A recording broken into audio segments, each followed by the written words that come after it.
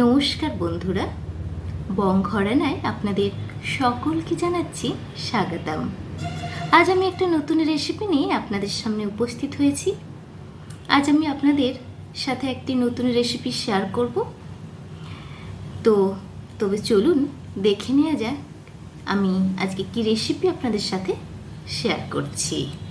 আজ আমি আপনাদের সাথে একটি সুজির রেসিপি শেয়ার করব, যা আপনারা ব্রেকফাস্ট হিসেবে, টিফিন হিসেবে দিতে পারেন আপনাদের বাড়ির সদস্য বা সদস্যদের, বাচ্চাদের।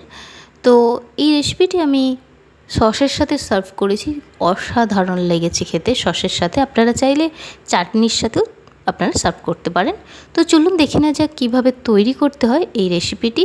এর জন্য একটা বলে আমি নিয়ে নিলাম 1 কাপ সুজি, দিয়ে দেবো 1/2 কাপ টক দই এবং দেবো 1/2 কাপ জল দিয়ে খুব ভালো করে মিশিয়ে নেব। তিনটেকে ভালো করে মিশিয়ে নেওয়ার পর আমি কিছু সময়ের জন্য আমি ঢাকা দিয়ে রেখে দেবো, কারণ জল দেওয়ার পর সুজিটা একটু ফোলে, তো তাই আমি কিছু সময় ঢাকা দিয়ে রাখবো। পরে আবার প্রয়োজন হলে আমি অবশ্যই জল দেব।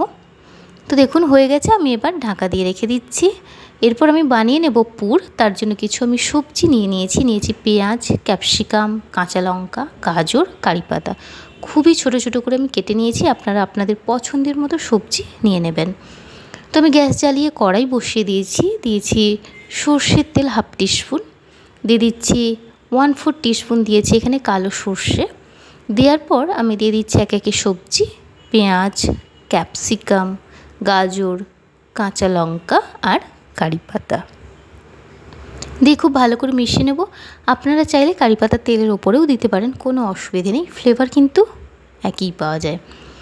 তো দেখুন ভালো করে মিশিয়ে নিয়েছি। এবার কিছু সময়ের জন্য, খুবই সামান্য সময়ের জন্য ঢাকা দিয়ে রাখবো, কারণ এই গাজর, ক্যাপসিকাম এগুলো সেদ্ধ হওয়ার জন্য। তো হয়ে গেছে দেখুন। এরপর আমি দিয়ে দেবো সেদ্ধ করা আলু, আমি এখানে ম্যাশ করে দিয়ে দিচ্ছি।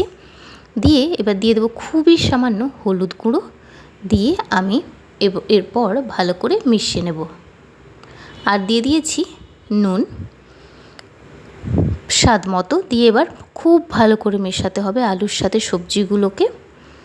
ভালো করে এখানে মিশিয়ে নিচ্ছি। ফ্লেম আমি এখানে লোতে রেখেছি। এরপর আমি ফ্লেমটা অফ করলাম, কারণ আমার পুর রেডি, আমি ঠান্ডা হওয়ার জন্য রেখে দিয়েছি। এরপর চলে এসেছি ব্যাটারের দিকে। দেখুন ব্যাটারটা অনেকটাই মোটা হয়ে গেছে। দিয়ে দিচ্ছি খুবই সামান্য জল, দিয়ে ভালো করে আমি মিশিয়ে নিচ্ছি। ব্যাটারটা কিন্তু একটু থিক হবে, পাতলা হবে না। দিয়ে দিলাম নুন স্বাদ মতো, দিয়ে ভালো করে আমি এখানে মিশিয়ে নিচ্ছি। আমি আপনাদের দেখিয়ে দিচ্ছি ব্যাটারটা দেখুন এই রকম থিক হবে, পাতলা হবে না। দেখুন হয়ে গেছে আমার ব্যাটার। আমি একটু চামচ দিয়ে ঘুরিয়ে নিচ্ছি। এরপর আমি বসিয়ে দিচ্ছি একটা প্যান, তার মধ্যে দিয়ে দিলাম বাটার। আমি বাটারের ওপর বানাবো, খুবই টেস্টি লাগে বাটার দিয়ে বানালে।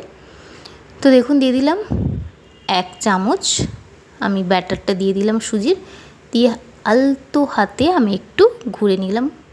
আপনারা যে যতটা চান, যে যতটা সাইজ সেই অনুযায়ী দেবেন। এরপর আমি দিয়ে দিলাম পুরটা দিয়ে আলতো করে আমি একটু প্রেসার দিয়ে পুরটাকে স্প্রেড করে দিচ্ছি পুরোটা। তো এইভাবে স্প্রেড করে দিতে হবে। তার ওপরে আস্তে করে ব্যাটারটা আবার দিয়ে দিতে হবে প্রয়োজন মতো। দেখুন ফ্লেম আমি এখানে লোতেই রেখেছি। এইভাবে আরও আমার একটু ব্যাটার লাগবে।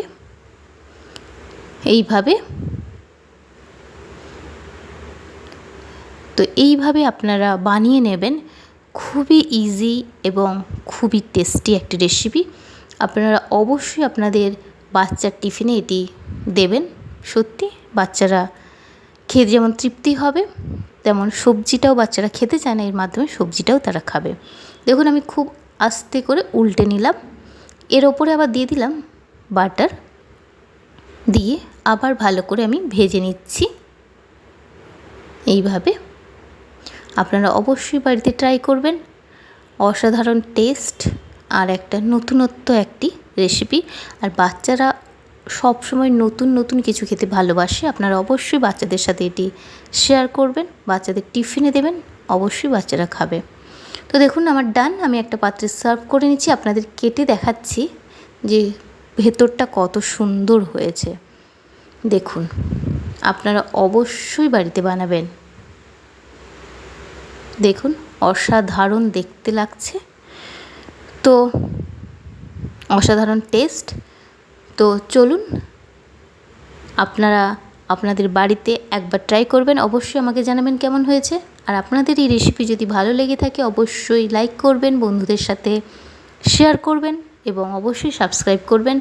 আর এই রেসিপি নিয়ে যদি কোনো মতামত থাকে অবশ্যই কমেন্ট করে জানাবেন। ভালো থাকবেন, সুস্থ থাকবেন। দেখা হচ্ছে নতুন কোনো রেসিপিতে। নমস্কার।